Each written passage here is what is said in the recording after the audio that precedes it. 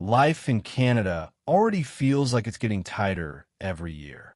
Prices are up, everything's online, and it feels like every month there's some new system we have to sign in just to do the basics. But if you think life feels controlled or complicated now, just wait. Because Canada is about to shift into something completely different, something that could either make things way easier or add a new layer of digital control none of us ever asked for. So let's talk about this digital ID thing everyone keeps hearing about. What is it? Why is the government pushing it so hard? And what does it actually mean for people like you and me? Here's the simplest way to understand it. Canada is building a national digital identity, not just another login, not just another app. A system where your official government documents can be verified instantly on your phone using something called GC Sign In and this new issue and verify platform they're working on. It's basically a way to prove you are online without using dozens of logins, passwords, and security questions. Right now, the government says it's voluntary. You won't be forced to get rid of your physical ID. You won't need it to do everything.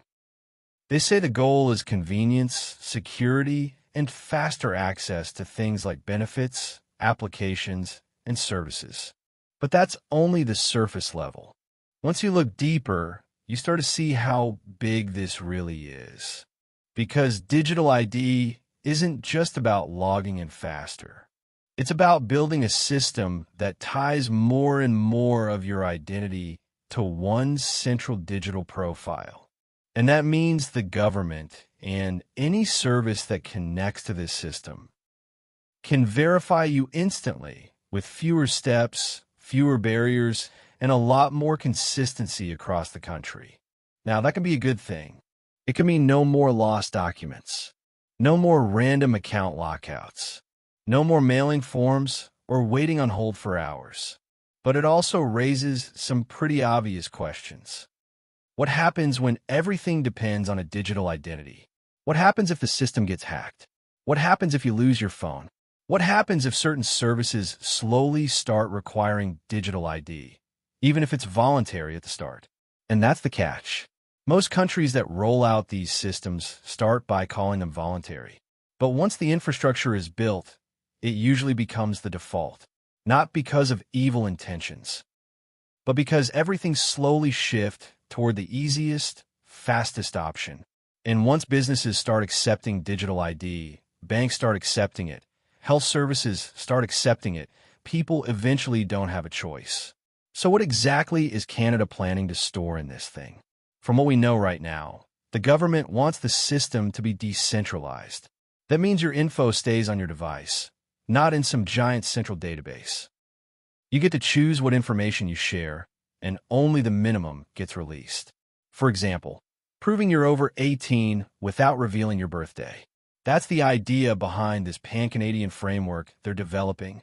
A bunch of rules that tell provinces, banks, and government services how to make digital identity secure and compatible. In theory, that sounds great. But even if the system itself is decentralized, the reality is that more of your interactions are going to happen through one digital identity.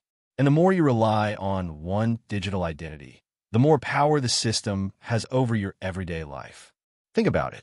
If you use it to log in, apply, verify documents, access benefits, prove who you are at the bank, then that digital ID becomes the key to everything. Lose it, and you're locked out.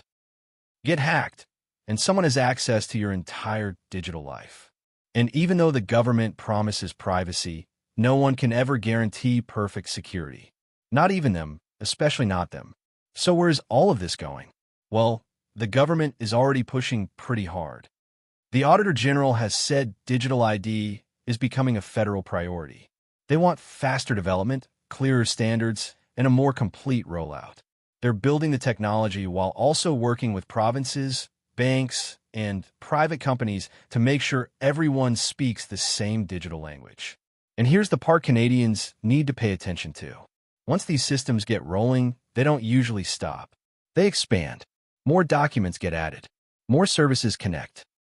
Eventually, digital ID becomes the easiest way to do things. And when something becomes the easiest way, it becomes the normal way. So what does that mean for you and me? If everything works perfectly, it could become one of the most convenient things we've ever had. Faster access to everything. No more lost cards. No more waiting rooms.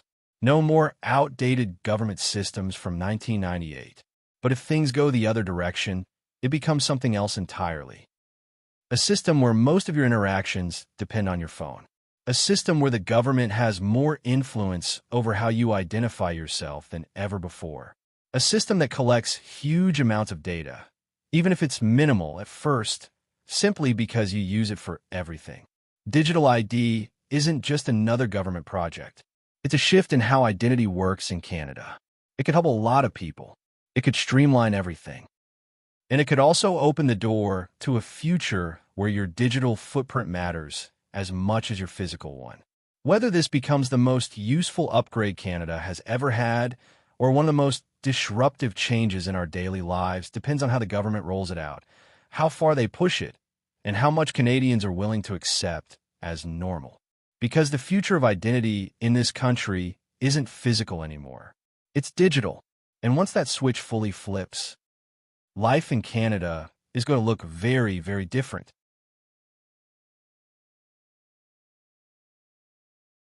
Anyway, if this video helped your understanding with this topic, well, subscribe. And until next time on Maple Leaf Insider.